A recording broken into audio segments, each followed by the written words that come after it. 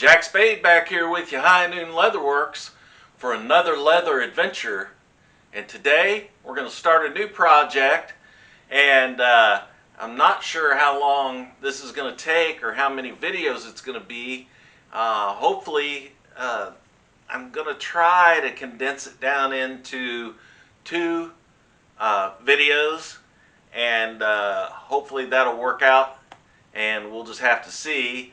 But I'd like for you to follow along. It's going to be a super cool project. I'm making a utility bag or ammo bag, whatever you want to call it. Making it out of some really nice soft leather. It's pre-dyed brown. It's probably about 8 ounce. Got this from Kentucky Leather and Hides. Need to check them out. And what's going to be neat about it is we're going to make the bag, but then on the flap of the bag that closes, we're going to put a skinned raccoon face on it. So when you close the bag, it'll have the raccoon face on the outside. Again, I got this at Kentucky Leather and Hides also. You need to go check them out. They have some cool exotic stuff. All kinds of hides, leathers, different styles, sizes, colors, whatever you need. Veg tan, chrome tan, they've got it. So go check them out. They also carry hardware, needles, thread, whatever you need for leatherworking. So I'd like for you to follow along on this little project. So come on in and let's get started. Alright, so I've got quite a bit of this material here. It's nice and soft. That's what I like about it. It's pliable, be perfect for a bag. So what we're going to do, I also think the raccoon face looks really good with that brown. So that's why I chose that leather. So what I did was I just started thinking about how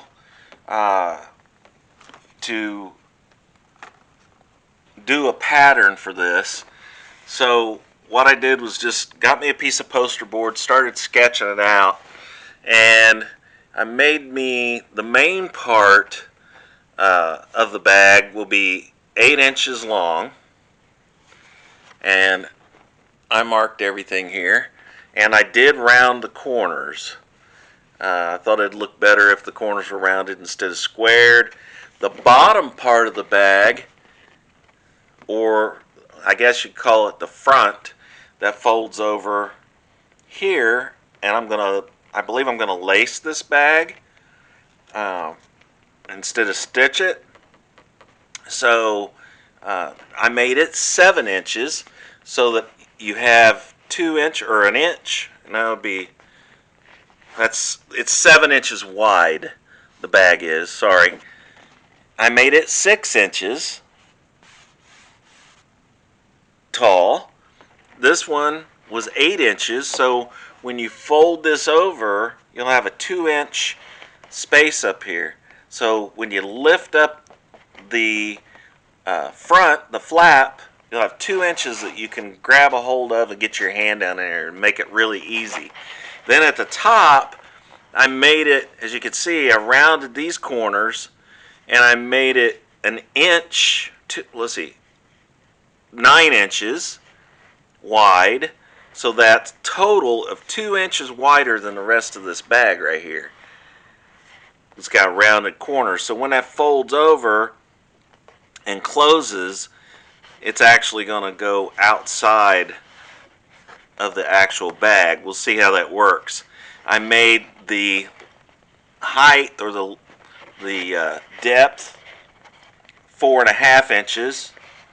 So when it folds over, it's going to cover just a hair more than half of the 8-inch bag. So let me see if I can get you a little better shot, 7 inches wide by 6 inches deep on that bottom section. You can see how I did round the corners. And then the top section is 8 inches deep by 7 inches across. And then the top section is 9 inches across and 4.5 inches deep. So that's my pattern. The next thing I need to do is go ahead and cut that out, and we'll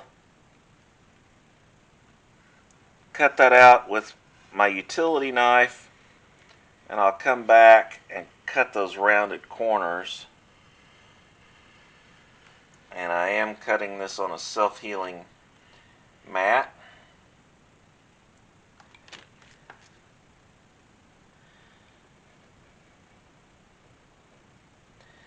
And as long as I stay on my pencil marks while I'm cutting out these rounded corners, I should be in good shape.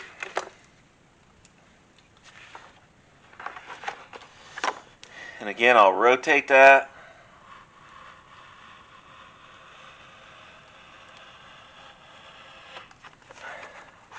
Cut my 7 inches across, rotate it.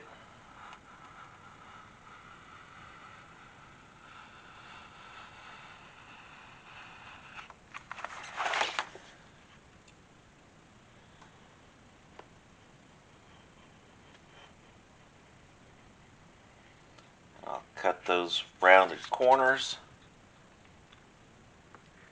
And you can see at this point, it does help to be ambidextrous, or you can use either hand. You don't have to turn it so often.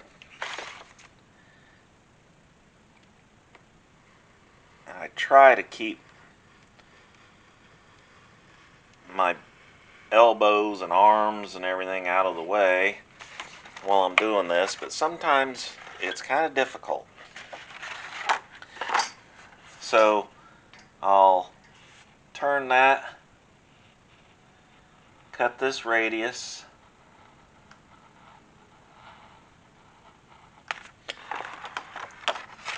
and it's just so much easier if I spin that around to make it comfortable for me to cut.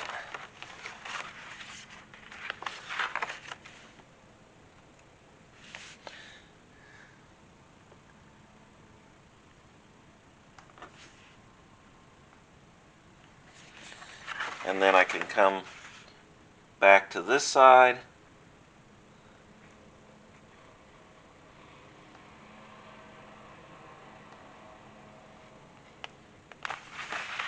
and again I can spin that.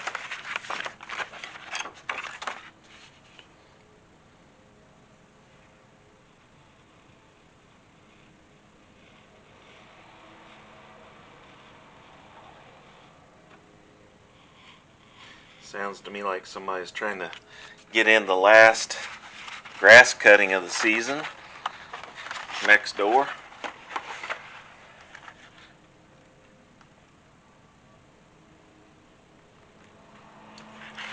And then there's my scrap. I'll lay that aside.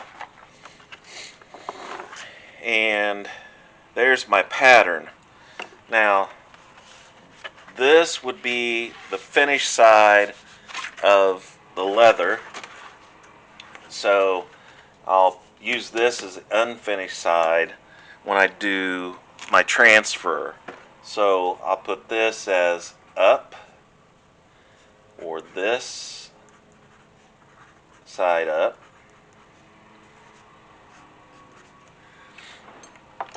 And then I'll take my straight edge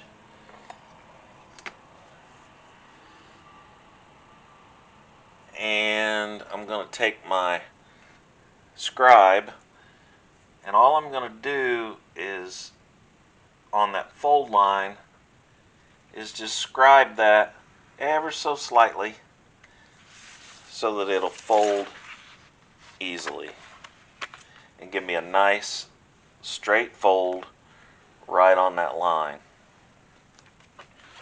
I'll do the same thing to the lid part.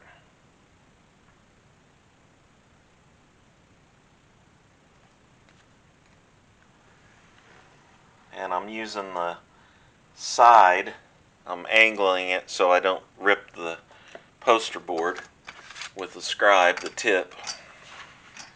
And then I'll fold that down.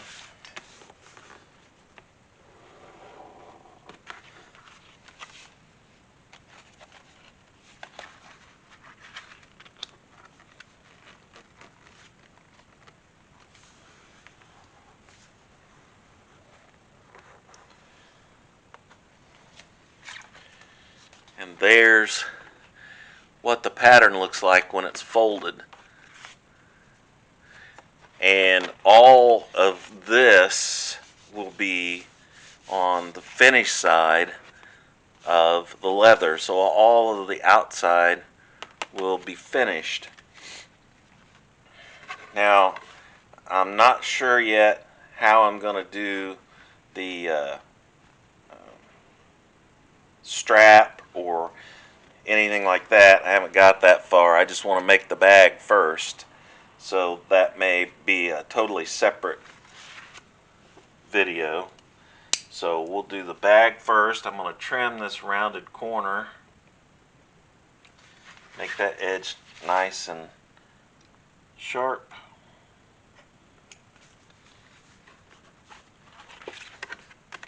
And you can see, at least I hope you can see, when I open that up, now I have a 2-inch margin here, or opening between the flap and the front piece. Makes it easy to get your hand into the bag, instead of it being right up here to the flap. Then you have to mess around getting the flap out of the way to get your hand started down in there.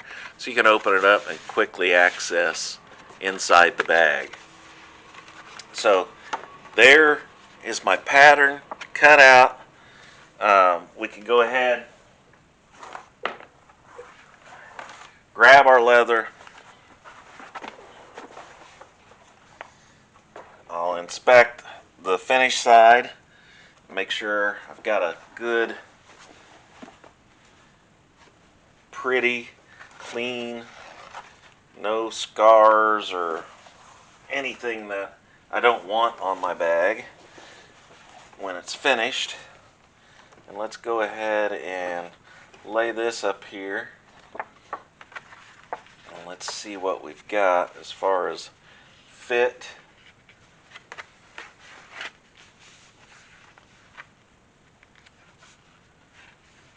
And it looks like I'm going to have to go this direction because it's such a long piece, long pattern.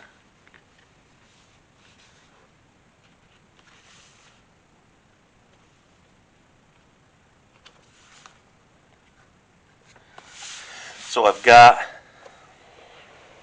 my pattern on a good piece of the leather. I'm going to grab my ballpoint pen. That way I get a good transfer onto my leather. Makes it easy to see to cut it out.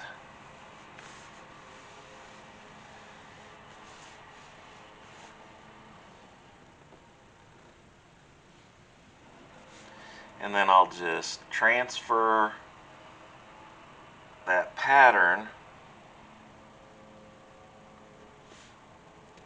onto the inside of the leather, or inside of the bag. And remember, I wrote this side up on my pattern so I knew which side to have up while I was transferring.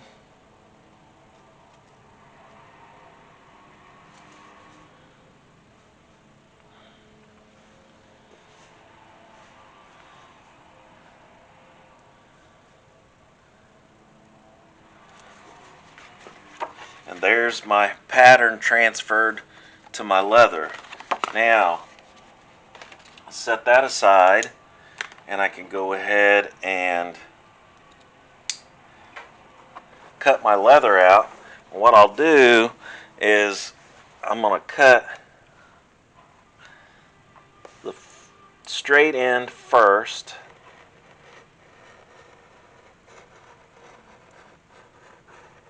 and I'll cut just a little past my line, and then I'll cut this vertical line,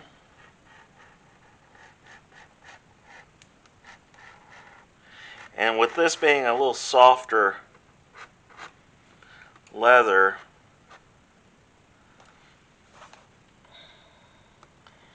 you might want to try to hold it as flat as possible and move with it as you're cutting it so it doesn't stretch as much.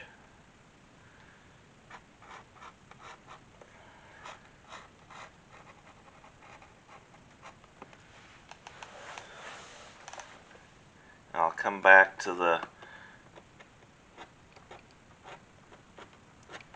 rounded parts, cut them out. I'm cutting down this side so I can get rid of this excess leather, this larger piece, and it should make it easier for me to cut the rest of it.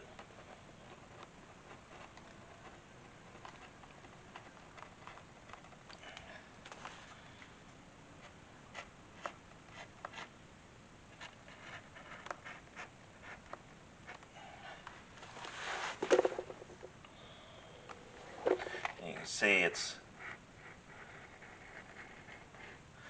definitely wanting to fall off the table, so I'll hold it up there. Sorry if my hand's in the way.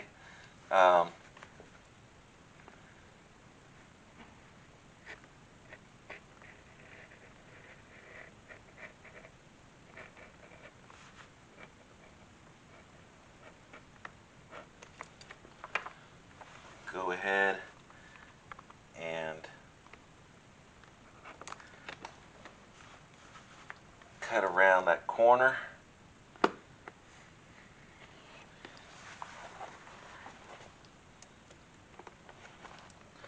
And then I will cut this small piece right here and get this larger excess out of the way.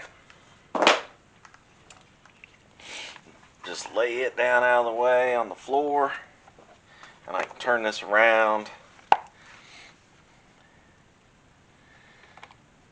and start on the other side.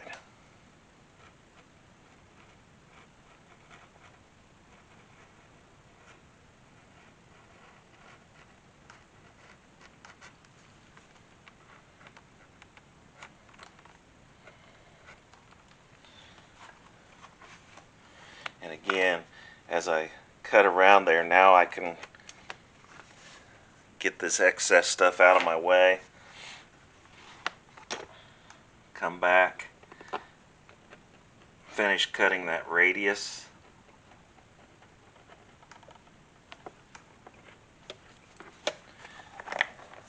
And then I can cut this straight edge here.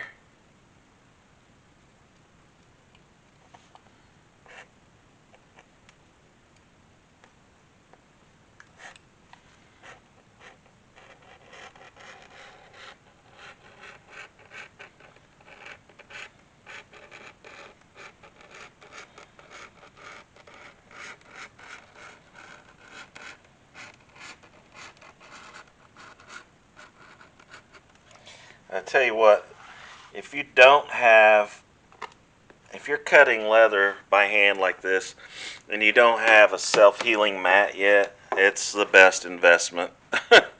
um, Probably out of all the things I've bought to do leather work, I think these are the ticket. they've got them at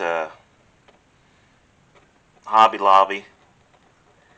I'm sure all of your sewing stores, Joann Fabrics, those type of places probably have them. And I'm sure you can get them online, Amazon, so forth. But they are just so nice to use. I think they make your knife blades last longer. They give you a nice, clean cut. In my opinion, I think it makes it easier to follow your lines doing it by hand, freehand, with that. So that's just my opinion. Now that I've got it cut out, we can kind of fold that and get an idea what this is going to look like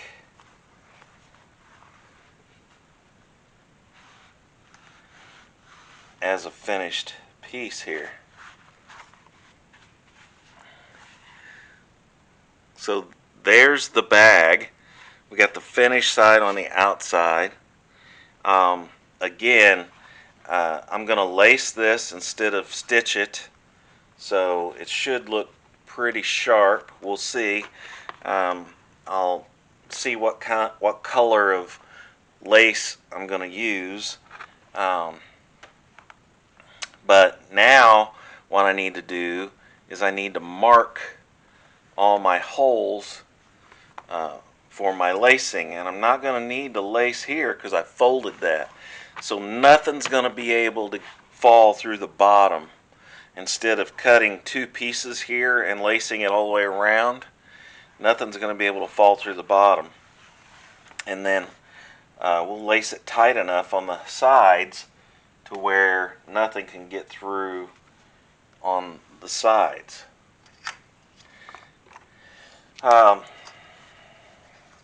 This is 6 inches, so let's go ahead and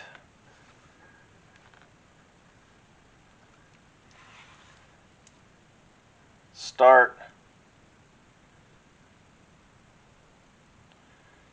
at 5 3/4 at the top. Then let's go every 1/2 inch.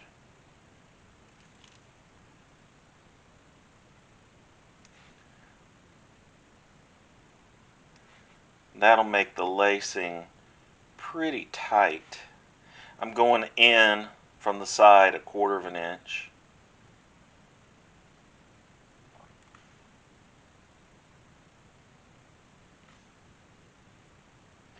And again, I'm marking these with a pen, but when I use my punch, my hole punch, for my lacing holes, that's going to punch that out of there, so you're not going to see anything. And then my last one down here on this rounded corner,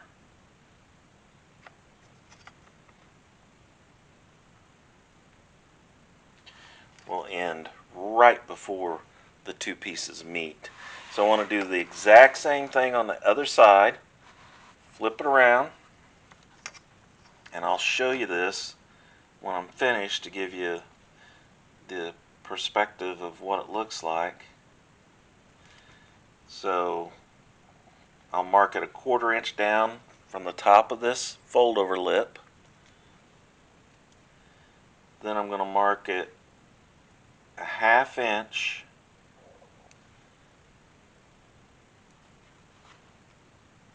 just like I did the other side, so that it looks symmetrical.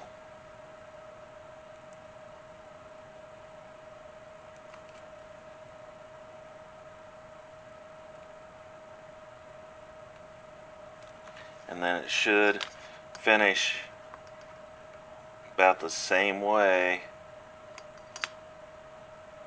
right here at the end, right before it meets down here on these two pieces at the rounded corner. So that's where I'm going to do my lacing for the bottom part of the bag.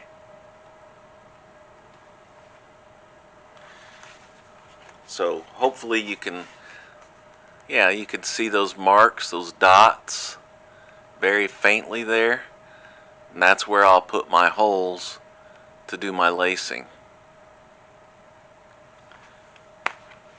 So if we fold that over to where the finished look, and then put the raccoon face on there,